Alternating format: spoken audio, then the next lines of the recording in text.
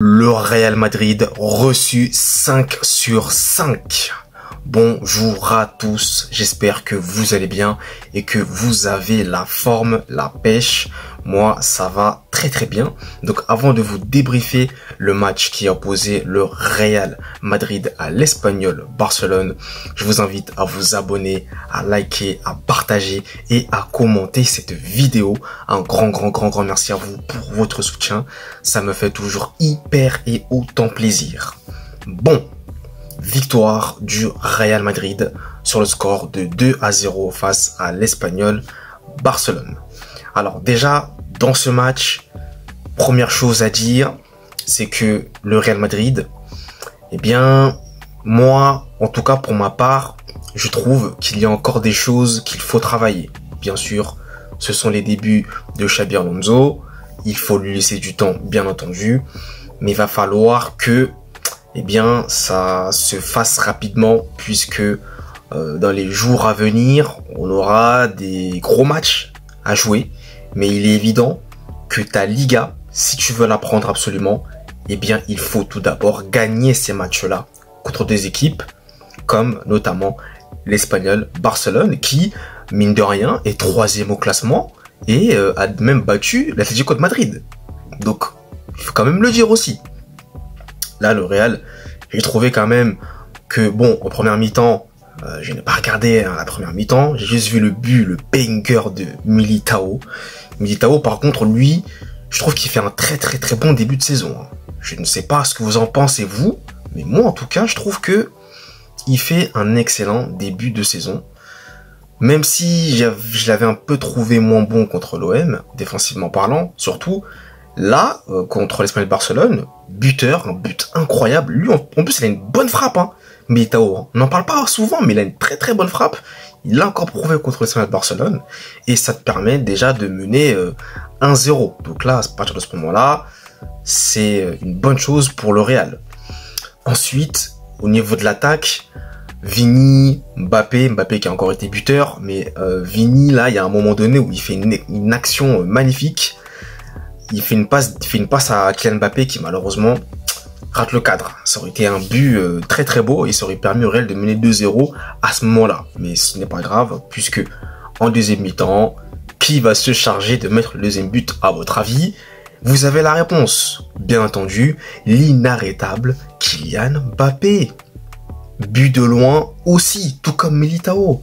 Et là, le gardien, alors je ne sais pas s'il a été masqué par un joueur de l'Espagnol Barcelone, mais il ne s'y attendait pas et premier poteau, magnifique.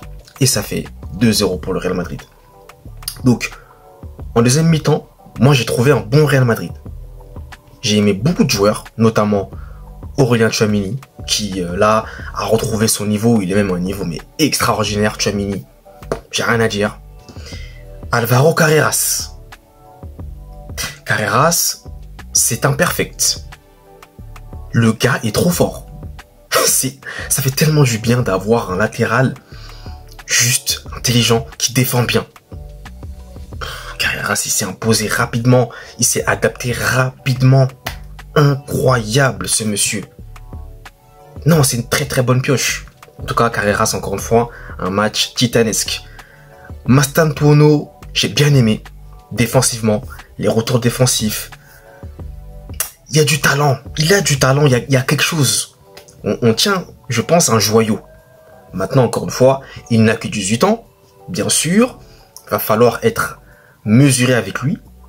Mais, s'il règle des petites choses et qu'il continue sur cette voie-là, ça peut donner quelque chose d'intéressant. Donc moi, je suis très optimiste pour Mastantuono. Et comme je vous le disais, j'ai bien aimé son match. Et ce que j'aime avec lui, c'est qu'il fait les efforts. Il fait les efforts et ça, j'apprécie beaucoup chez lui, ça c'est très bien. Et qui continue comme ça. Ça fait du bien, ça fait plaisir.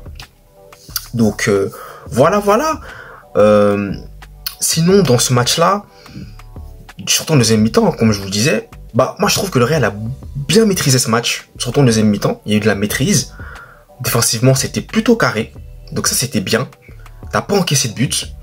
Ça, c'est très bien aussi. Et il fallait vite mettre le deuxième but, parce qu'avec l'Espagnol Barcelone, on ne sait jamais.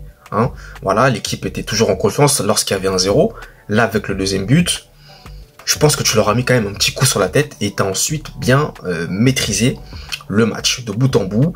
Et ça a été un Real très sérieux. Moi, j'ai trouvé en tout cas très très sérieux. Surtout défensivement, c'est rassurant. Après, le milieu de terrain, Valverde, Tchouaméni, Valverde, c'est compliqué parce que moi, je pense qu'il doit pas être associé à Tchouaméni. Je ne pense pas. Ça marche pas, les deux, ça fonctionne pas. Valverde, tu le sens que c'est un peu compliqué pour lui. Donc, est-ce que c'est mieux de le remettre à droite comme avant?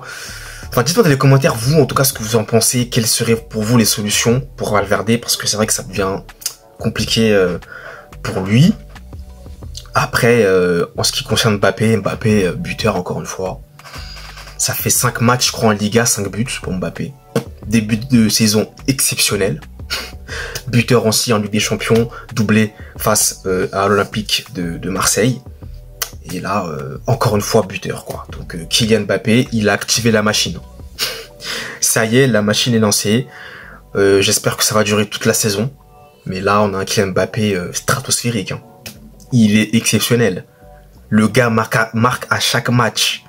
Il a retrouvé sa vivacité, la confiance, sa finition chirurgicale qu'on lui connaissait. Là, on est en train de retrouver le Kylian Mbappé qui fait peur aux défenses adverses et qui fait peur aux autres clubs, quoi. Tout simplement. Voilà. C'est parfait pour le Real. C'est magnifique. Voilà. C'est tout bénef pour nous, en tout cas. Tout bénef. Et Bellingham, qui a fait son grand retour, ça fait plaisir. De voir Belly, ça me fait vraiment plaisir de le revoir, fouler la pelouse, toucher quelques ballons.